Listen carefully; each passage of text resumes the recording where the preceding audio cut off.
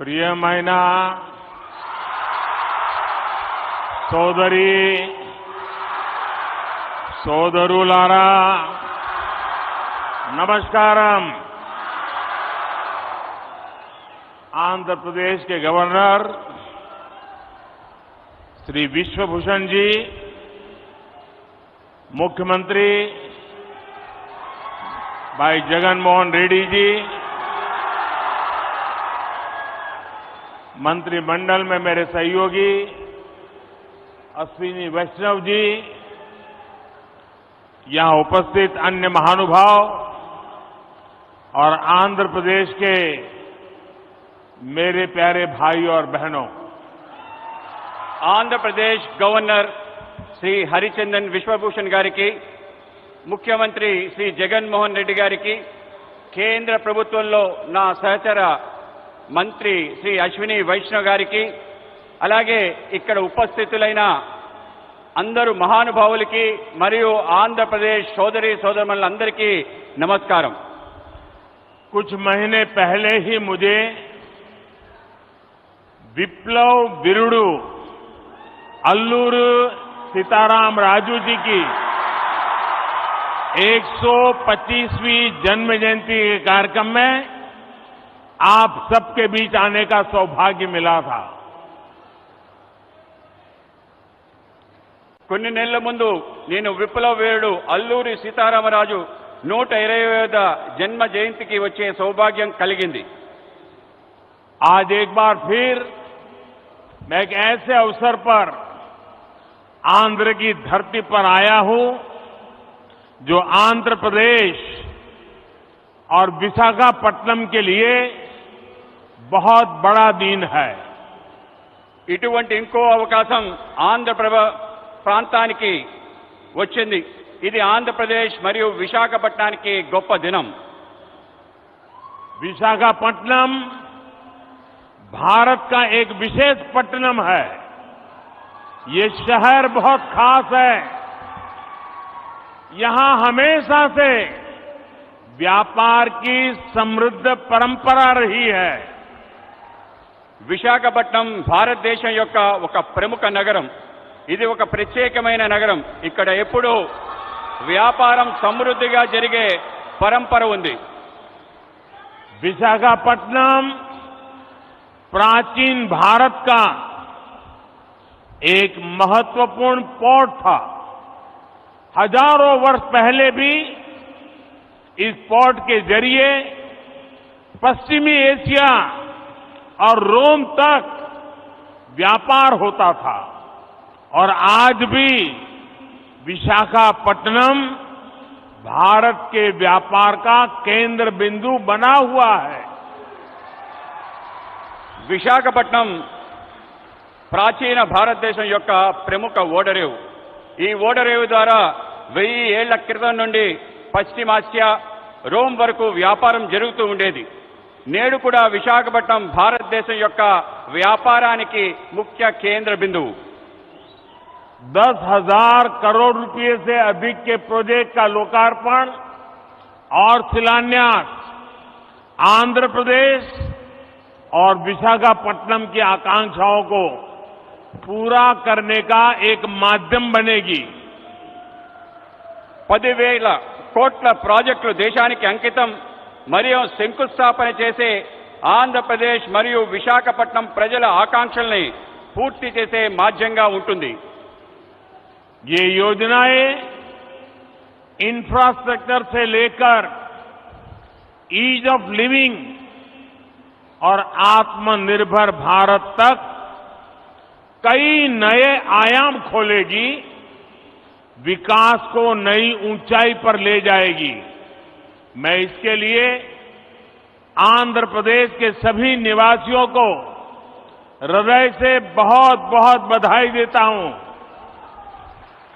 ఈ పథకాలు మౌలిక సదుపాయాల వల్ల సులభతర జీవితానికి, స్వయం సమృద్ధి భారత సాకారానికి అనేక అవకాశాలు కల్పిస్తుంది। ఇది అభివృద్ధి యొక్క కొత్త శిఖరాలు చేరుకోవడానికి తోడ్పాటు అందిస్తుంది।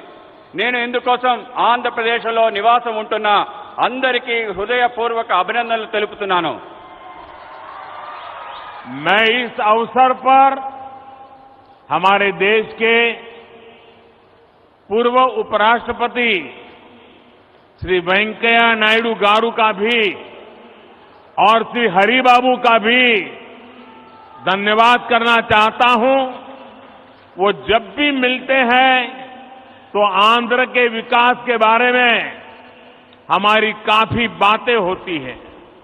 आंध्र के लिए उनका प्यार और समर्पण अतुलनीय है।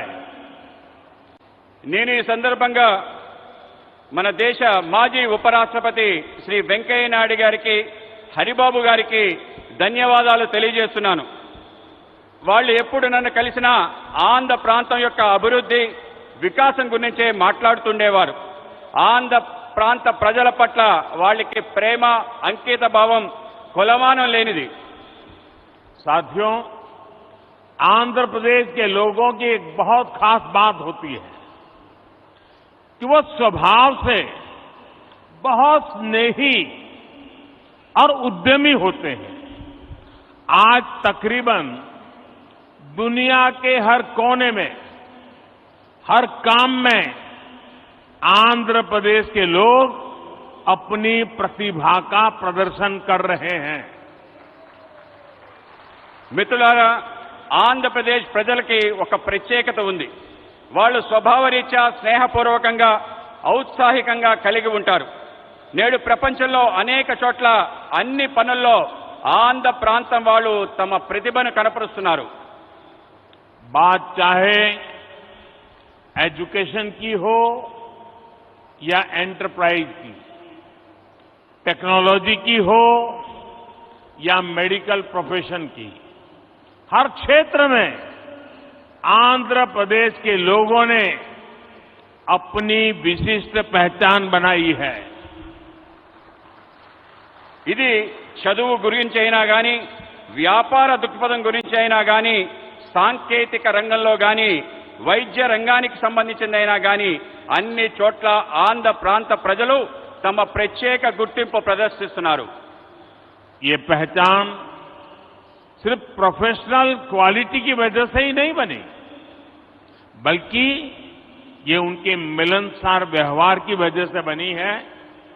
आंध्र प्रदेश के लोगों का खुश मिजाज और जिंदादिल व्यक्तित्व हर किसी को उनका मुरीद बना देता है। ఈ గుర్తింపు వృత్తిపరమైన లక్షణాల కారణంగా కాక వాళ్ళ యొక్క కలుపుకోరుతనం కారణంగా ఏర్పడింది. ఆంధ్రప్రదేశ్ ప్రజల యొక్క ఉల్లాసవంతమైన ఉన్నతమైన వ్యక్తిత్వం వాళ్ళని అలా మెచ్చుకునేలా చేస్తుంది. तेलुगु भाषी लोग हमेशा बेहतर की तलाश में रहते हैं और हमेशा बेहतर करने की कोशिश करते रहते हैं। मुझे खुशी है कि आज यहां जिन विकास परियोजनाओं का शिलान्यास और लोकार्पण हुआ है वो भी आंध्र प्रदेश में प्रगति की गति को और बेहतर करेगी। తెలుగు ప్రజలు ఎప్పుడు కూడా అందరి బాగు కోసం వెతుకుతూ ఉంటారు, అలాగే బాగు చేయడం కోసం కృషి చేస్తుంటారు. నాకు చాలా సంతోషంగా ఉంది. ఈరోజు అభివృద్ధి కార్యక్రమాల యొక్క శంకుస్థాపన జాతికి అంకితం చేసే విషయంలో ఆంధ్ర ప్రాంతం యొక్క అభివృద్ధి మెరుగుపడడానికి దోహదపడతాయని చెప్పి భావిస్తున్నాను. साथियों, आजादी के अमृत काल में देश विकसित भारत के लक्ष्य को लेकर विकास के रास्ते पर तेजी से आगे बढ़ रहा है. మిత్రులారా, మనం స్వతంత్ర దినోత్సవం యొక్క అమృత కాలంలో ఉన్నాం. వికసించిన భారత అనే లక్ష్యంతో అభివృద్ధి పదంలో ముందుకి తోసిపోతున్నాం. विकास की ये यात्रा बहुआयामी है. इसमें सामान्य मानवीय के जीवन से जुड़ी जरूरतों की चिंता भी शामिल है. इसमें सबसे बेहतर आधुनिक इंफ्रास्ट्रक्चर का निर्माण भी शामिल है. అభివృద్ధి యొక్క ఈ యాత్రలో బహుముఖమైంది. ఇందులో సామాన్య మానవుడి యొక్క ఆలోచన కూడా దాగి ఉంది. ఇందులో ప్రపంచంలో శ్రేష్టమైన ఆధునిక మౌలిక సదుపాయాలు నిర్మాణం కూడా ఉంది. आज के इस कार्यक्रम में भी इंफ्रास्ट्रक्चर पर हमारे विजन की झलक भी साफ दिख रही है. हमारा विजन है समावेशी विकास का, इंक्लूसिव ग्रोथ का. నేడు ఈ కార్యక్రమంలో మౌలిక సదుపాయాల కల్పనలో మా దార్శనికత యొక్క స్పష్టమైన సంకేతం కనబడుతుంది. మా ఆలోచన అంతా కూడా सम्मिलित अभिवृद्धि कोसम. इंफ्रास्ट्रक्चर को लेकर हम कभी ऐसे सवालों में नहीं उलझे कि हमें रेलवे का विकास करना है या सड़क परिवहन का. हम कभी इसे लेकर दुविधा में नहीं फंसे कि हमें पोर्ट पर ध्यान देना है कि हाईवे पर. మేము మౌలిక సదుపాయాల కోసం ఎటువంటి సందేహాలకి లోను కాలేదు.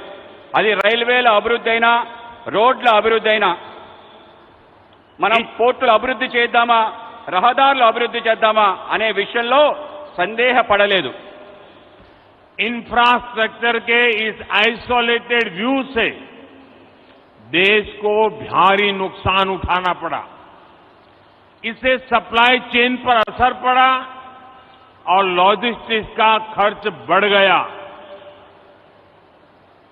మౌలిక సదుపాయాల్లో ఇటువంటి లోపభూయిష్టమైన ఆలోచన కారణంగా దేశానికి భారీ నష్టం చవిచూసింది. మిత్రులారా, సరఫరా గొలుసు, రవాణా సౌకర్యాలు బహుముఖమైన అనుసంధానంపై ఆధారపడి ఉంటుంది. ఆ విధంగా ముందుకు వెళ్ళడానికి దోహదపడతాయి. साथियों, सप्लाई चेन और लॉजिस्टिक्स मल्टी मॉडल कनेक्टिविटी पर निर्भर करते हैं. इसलिए हमने इंफ्रास्ट्रक्चर के विकास को लेकर के नई अप्रोच अपनाई. हमने विकास के इंटीग्रेटेड व्यू को महत्व दिया. మిత్రులారా, సరఫరా గొలుసు బహుముఖమైన అనుసంధానంపై ఆధారపడి ఉంటుంది. ఇందుకోసం మేము మౌలిక సదుపాయాల కోసం ప్రత్యేకమైన ఒక కొత్త పద్ధతిని ప్రారంభించాం. మౌలిక సదుపాయాలు ఏకీకృత ఆలోచనలకు పెద్దపీట వేశాం.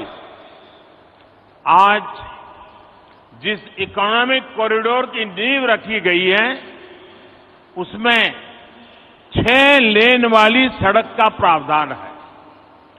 पोर्ट तक पहुंचने के लिए एक अलग सड़क भी बनाई जाएगी. एक तरफ हम विशाखापट्टनम रेलवे स्टेशन को संवार रहे हैं तो दूसरी तरफ फिशिंग हार्बर को अत्याधुनिक बना रहे हैं.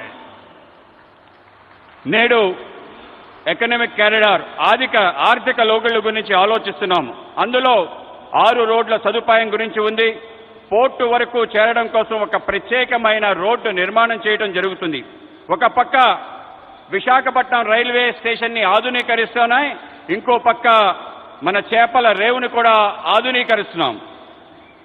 साथियों, इंफ्रास्ट्रक्चर का ये इंटीग्रेटेड व्यू पीएम गति शक्ति नेशनल मास्टर प्लान की वजह से संभव हुआ है. गति शक्ति प्लान से न सिर्फ इंफ्रास्ट्रक्चर निर्माण की रफ्तार तेज हुई है, बल्कि इससे परियोजनाओं पर लगने वाला खर्च भी कम हुआ है.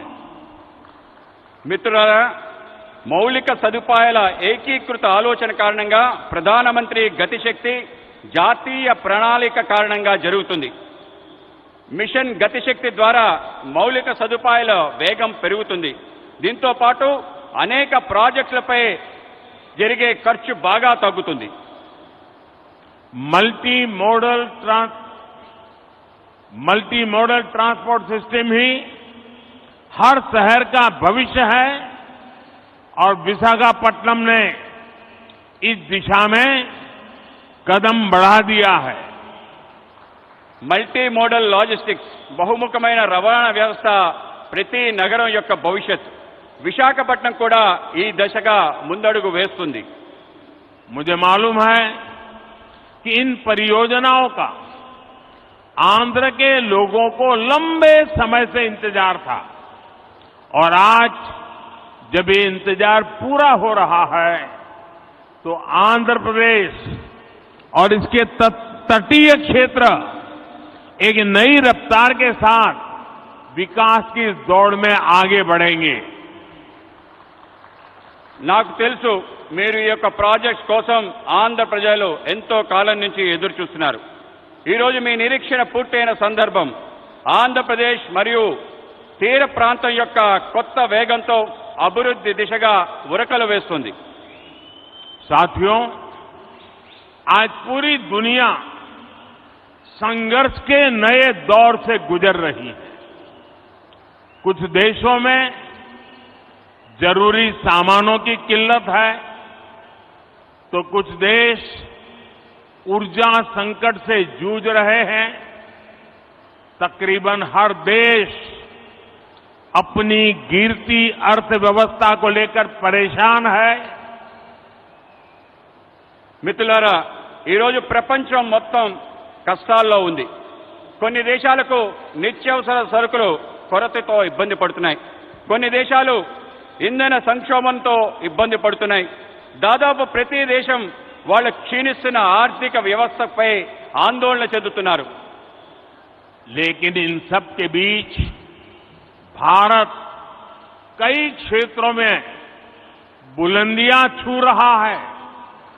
भारत विकास की नई गाथा लिख रहा है और इसे सिर्फ आप ही महसूस नहीं कर रहे हैं बल्कि दुनिया भी बड़े गौर से आपकी तरफ देख रही है। కానీ ఇటువంటి కష్టకాలంలో భారతదేశం అనేక సవాళ్ల మధ్య కొత్త ఎత్తులు చేరుకుంటుంది. భారతదేశం ఒక సరికొత్త అభివృద్ధి చరిత్ర రాస్తుంది. ఇది కేవలం మనం అనుభవిస్తుందే కాదు, ప్రపంచం మొత్తం మన వైపు చూస్తుంది. आप देख रहे होंगे कि कैसे एक्सपर्ट और बुद्धिजीवी भारत की प्रशंसा कर रहे हैं। आज भारत पूरी दुनिया की उम्मीदों का केंद्र बिंदु बन गया है। మీరు చూస్తున్నారు, ప్రపంచం భారతదేశంలో ప్రముఖులు అనేక మంది మేధావులు ప్రశంసిస్తున్నారు. ఇది మీరు చూస్తున్నారు. నేడు భారతదేశం ప్రపంచం మొత్తం యొక్క ఆశల యొక్క కేంద్ర బిందువుగా మారింది. ऐसा इसलिए संभव हुआ है क्योंकि आज भारत अपने नागरिकों की आशाओं, आवश्यकताओं को सर्वोपरि रखते हुए काम कर रहा है। हमारी हर पॉलिसी, हर फैसला सामान्य मानवी के जीवन को बेहतर बनाने के लिए है। ఇది ఎందుకైందంటే ఇప్పుడు భారత్ వాళ్ళ పౌరుల యొక్క ఆకాంక్షలను, ఆశల్ని ప్రధానంగా తీసుకుని పనిచేస్తుంది. మా ప్రతి విధానం, మా ప్రతి నిర్ణయం సామాన్య మానవుడి యొక్క జీవితాన్ని మెరుగుపరచడం కోసమే. आज एक तरफ PLI scheme, GST, IBC, national infrastructure pipeline, गति शक्ति जैसी पॉलिसी की वजह से भारत में निवेश बढ़ रहा है तो दूसरी तरफ गरीबों के कल्याण के लिए चलाई जा रही योजनाओं का लगातार विस्तार हो रहा है। నేడు ఒక పక్క పీఎల్ఐ స్కీమ్, జీఎస్టీ, ఐబీసీ, జాతీయ మౌలిక సదుపాయాలు, పైప్ లైన్, గతిశక్తి వంటి పాలసీలు వల్ల భారతదేశంలో పెట్టుబడులు పెరుగుతున్నాయి. మరోపక్క పేదవాళ్ల కళ్యాణం కోసం అనేక పథకాల్ని అమలు చేస్తున్నాం. వాటిని నిరంతరం పెంచుకుంటూ పోతున్నాం. विकास की इस यात्रा में आज देश के वो इलाके भी शामिल हैं जो पहले हाशिए पर होते थे। सबसे पिछड़े जिलों में भी एस्पिरेशनल डिस्ट्रिक्ट प्रोग्राम के जरिए विकास से जुड़ी योजनाएं चलाई जा रही है। అభివృద్ధి యొక్క ఈ ప్రయాణంలో దేశంలో అనేక ప్రాంతాలు అట్టడుగు ప్రాంతాలు కూడా చేర్చబడ్డాయి. ఆకాంక్ష జిల్లాల కార్యక్రమంలో వెనుకబడ్డ జిల్లాల్లో అనేక రకాల అభివృద్ధి కార్యక్రమాలు అమలు చేస్తున్నాం. देश के करोड़ों गरीबों को पिछले 2.5 साल से मुफ्त अनाज दिया जा रहा है. पिछले 3.5 साल से पीएम किसान योजना के जरिए किसान के खाते में हर वर्ष सीधे 6,000 रुपये पहुंच रहे हैं. దేశంలో కోట్లాది మంది పేదవాళ్లకు గత 2.5 సంవత్సరాలుగా ఉచిత బియ్యం ఇస్తున్నాము. గత 3.5 సంవత్సరాల నుండి ప్రధానమంత్రి కిసాన్ సమ్మాన్ నిధి ద్వారా రైతుల ఖాతాల్లో నేరుగా 6,000 రూపాయలు చేరుతుంది. इसी तरह सनराइज सेक्टर से जुड़ी हमारी पॉलिसी की वजह से युवाओं के लिए नए अवसर बन रहे हैं. ड्रोन से लेकर गेमिंग तक, स्पेस से लेकर स्टार्टअप्स तक हर क्षेत्र को हमारी पॉलिसी की वजह से आगे बढ़ने का मौका मिल रहा है. అదేవిధంగా సన్ రైజ్ సెక్టర్స్ యొక్క ఆలోచన కారణంగా యువతకి కొత్త అవకాశాలు లభిస్తున్నాయి. అది డ్రోన్ మొదలు గేమింగ్ వరకు, అంతరిక్షం నుండి అంకురాల వరకు అన్ని క్షేత్రాల్లో మా పనుల కారణంగా ముందుకు వెళ్ళడానికి అవకాశం దొరుకుతుంది. साथियों, जब लक्ष्य स्पष्ट होते हैं तो आकाश की ऊंचाइयां हो या समुद्र की गहराइयां, हम अवसरों को तलाश भी लेते हैं और तराश भी लेते हैं. आज आंध्र में मॉडर्न टेक्नोलॉजी के जरिए डीप वाटर एनर्जी को निकालने की शुरुआत इसका एक बड़ा उदाहरण है. మిత్రులారా, ఎప్పుడైతే లక్ష్యం స్పష్టంగా ఉంటుందో అప్పుడు అవకాశం యొక్క అంచులైన, సముద్రం యొక్క లోతులైన అవకాశాలని వెతుకుతాం, అవకాశాలని అందిపుచ్చుకుంటాం. ఈరోజు ఆంధ్రప్రదేశ్లో ఆధునిక సాంకేతిక పరిజ్ఞానం ద్వారా డీప్ వాటర్ లో ఇంధనాన్ని వెలికి తీయటం అనేది ఒక గొప్ప ఉదాహరణ మాత్రమే.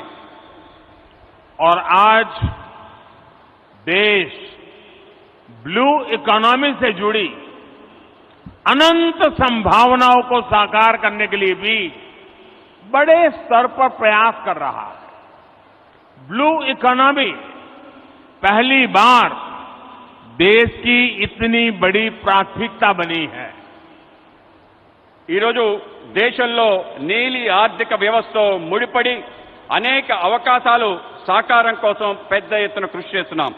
బ్లూ ఎకానమీ మొదటిసారి ఇంత ప్రాధాన్యత అంశంగా చేర్చబడింది. मत्स्य पालकों के लिए अब किसान क्रेडिट कार्ड ऐसी सुविधा भी उपलब्ध है. आज विशाखापट्टनम फिशिंग हार्बर को आधुनिक बनाने का जो काम शुरू हुआ है, इससे हमारे मछुआरे भाई बहनों का जीवन आसान होगा. మత్స్యకారులకు కూడా కిసాన్ క్రెడిట్ కార్డ్ లాంటి సదుపాయాలు లభిస్తున్నాయి. ఈరోజు విశాఖపట్నం యొక్క మత్స్యరేవు ఆధునీకరణ పని ప్రారంభమవుతుంది. దీనివల్ల మత్స్యకార సోదరి సోదరుల యొక్క జీవితం సులభతరం అవుతుంది. जैसे जैसे गरीब की ताकत बढ़ेगी और आधुनिक इंफ्रास्ट्रक्चर से जुड़े अवसरों तक उसकी पहुंच होगी, विकसित भारत का हमारा सपना भी पूरा होगा. ఎప్పుడెప్పుడైతే పేదవాళ్ల శక్తి పెరుగుతుందో, ఆధునిక సదుపాయాలు వాళ్ళకి చేరుతాయో, వికసించిన భారత యొక్క మన కల పూర్తవుతుంది. साथियों, समुद्र सदियों से भारत के लिए समृद्धि और संपन्नता का स्रोत रहा है और हमारे समुद्र तटों ने इस समृद्धि के लिए गेटवे का काम किया है। आज देश में पोर्ट लेड डेवलपमेंट के लिए जो हजारों करोड़ रुपए की परियोजनाएं चल रही है, भविष्य में उनका और विस्तार होगा। మిత్రులారా, సముద్రం పూర్వకాలం నుండి భారత్ యొక్క సమృద్ధి సంపద తేవటంలో ఆధారంగా ఉంది. సముద్ర తీరాలు మన సమృద్ధి యొక్క ముఖ్య ద్వారాలుగా మారాయి. ఈరోజు దేశంలో రేవులు, భూములు, అభివృద్ధి వేల కోట్ల రూపాయలలో ప్రాజెక్టులు నడుస్తున్నాయి. ఇవి భవిష్యత్తులో మరింతగా విస్తరిస్తాయి. विकास की इस समग्र सोच को आज 21वीं सदी का भारत धरातल पर उतार रहा है। मुझे विश्वास है आंध्र प्रदेश देश के विकास के इस अभियान में इसी तरह बड़ी भूमिका निभाता रहेगा। అభివృద్ధి కోసం ఇటువంటి సమగ్రమైన ఆలోచన 21వ శతాబ్ది యొక్క భారతదేశం వాస్తవ రూపంలో అవతరిస్తుంది, వాస్తవ రూపంలో తీసుకొస్తుంది. నాకు విశ్వాసం ఉంది, ఆంధ్రప్రదేశ్ దేశం యొక్క వికాసంలో పెద్ద భూమిక ప్రదర్శించబోతుంది. इसी संकल्प के साथ आप सभी का एक बार फिर बहुत बहुत धन्यवाद। ఇటువంటి సంకల్పంతో మీ అందరికీ మరోసారి హృదయపూర్వక ధన్యవాదాలు. मेरे साथ दोनों हाथ ऊपर करके पूरी ताकत से बोलिए, भारत माता की జై, भारत माता की జై, भारत माता की జై. बहुत बहुत धन्यवाद।